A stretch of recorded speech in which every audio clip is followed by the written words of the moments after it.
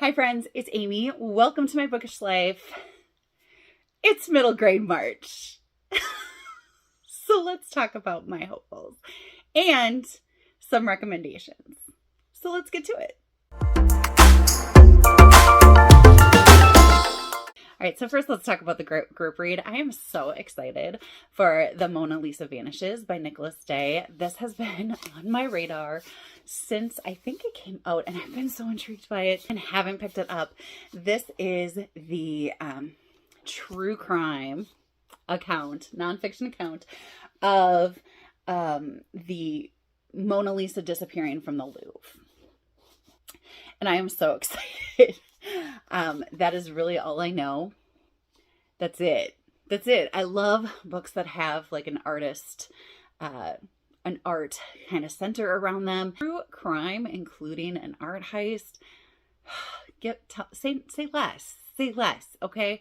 So I am very, very excited for this one. Okay. My camera just fell, so there's definitely going to be an angle change. Sorry about that.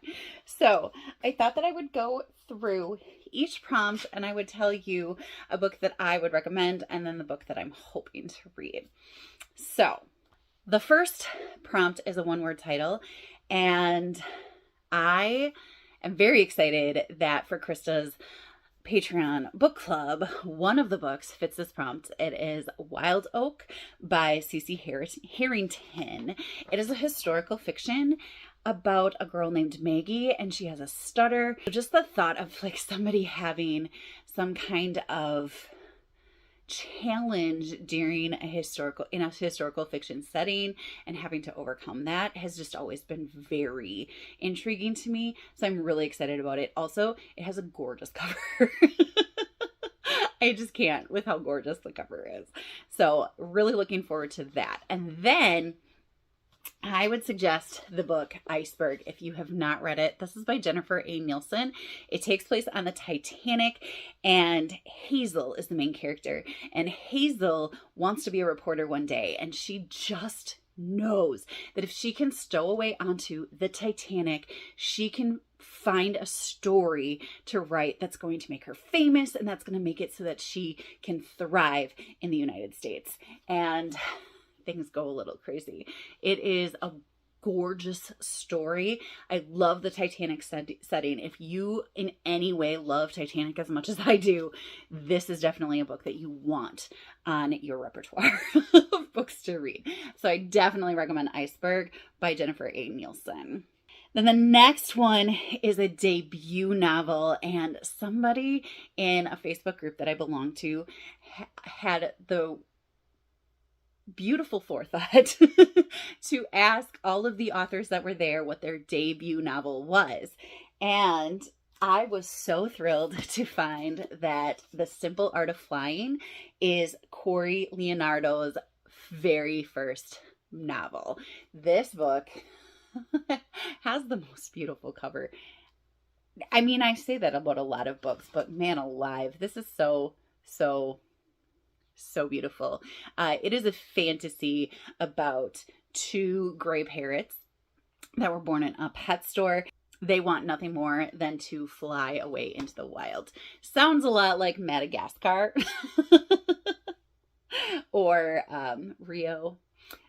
Just great. There is some mixed media in it. There's poetry in it. And I just really am excited to dig into this. I don't know a ton about this book, but I'm so excited to read it. And every time I read the back of the book, I want to read it even more. It just gives me all the Rio vibes that I just want in my life. So this is my choice for a debut novel. The book that I would recommend is Enemies in the Orchard by Dana Vanderlug. This takes place in October 1944 in the United States, and it sheds a light on the prisoner of war labor camps in the United States.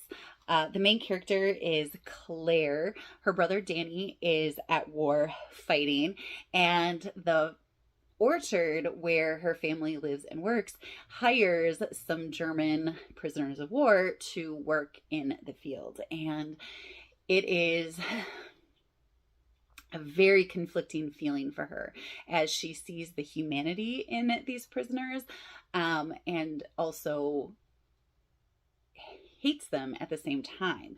It is a beautiful novel in verse, and I just absolutely loved it. The characters here were beautiful and gorgeous, and it's kind of a harrowing book, but so good. It's so worth it.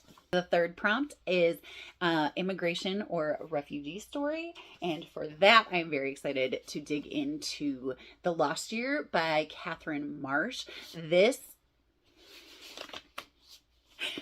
book is the one middle grade that I have on my 12 books recommended by 12 friends on my Instagram challenge, and it works for this prompt, and I am so excited. It's based on the family of Catherine Marsh. It's a survival story that traces family secrets back to Holodomor, a terrible famine that devastated the Soviet Ukraine in the 1930s. Matthew is the main character. His dad is a journalist. He's stuck overseas, and he finds a tattered photo in his great-grandmother's belongings, and he starts to uncover all of these secrets in his family. That's about all I know. I'm not really sure where this is going to go, but I'm so excited to dig in. One thing that was said on the Discord for Middle Grade March is that it's subtle, the immigration, but it's definitely there. So I'm definitely going to count it for this. And the book that I would recommend is In and Out and Back Again by Tahana Lay. This is fiction, but it is based on the author's own experience coming over from Saigon. So her mother moves her and her family to Alabama, and she just needs to figure out how to do life in Alabama from Saigon. It is really, really beautiful. It's a novel in verse. I didn't mean to recommend another novel in verse, but it is a novel in verse. And there is a second book as well that I read last year, and I really enjoyed the second book as well. So definitely one that I recommend. I just really love the strength in Ha's character. So definitely one that I would recommend. The fourth prompt is an animal on the cover, and I kind of have some options for this one. One of the options is The Mystery of Locked Rooms by Lindsay Curry. There is a dog on the cover. This is an ARC that I have received from Edelweiss, and I love Lindsay Curry's thrillers, middle grade thrillers. I'm so excited that she's venturing into this puzzle mystery kind of genre. I'm so excited to read that, and I just really wanted to dig into it. However, the Silent Book Club theme for this month is ocean, and one of my students gave me the book A Whale of the Wild by Roseanne Perry, and it just seemed like a perfect fit for that prompt, and also it has an animal on the cover. I don't know anything else about it. So it says, I beat my flukes hard against the grip of the earth and the weight of water tucking my flippers close to my sides. I burst into the air and imagined myself turning into a raven and soaring among the clouds. I arc over and hit the water with a satisfying smack. Vega, a young orca whale, lives with her pod in the Salish Sea. When a double tragedy strikes her family and Vega and her little brother Deneb are separated from everyone they love, it's up to Vega to keep Deneb safe. Their journey is full of peril and wonder, and they encounter a giant octopus, a strange killer whales, and packs of hunting sharks as they travel into the deep ocean.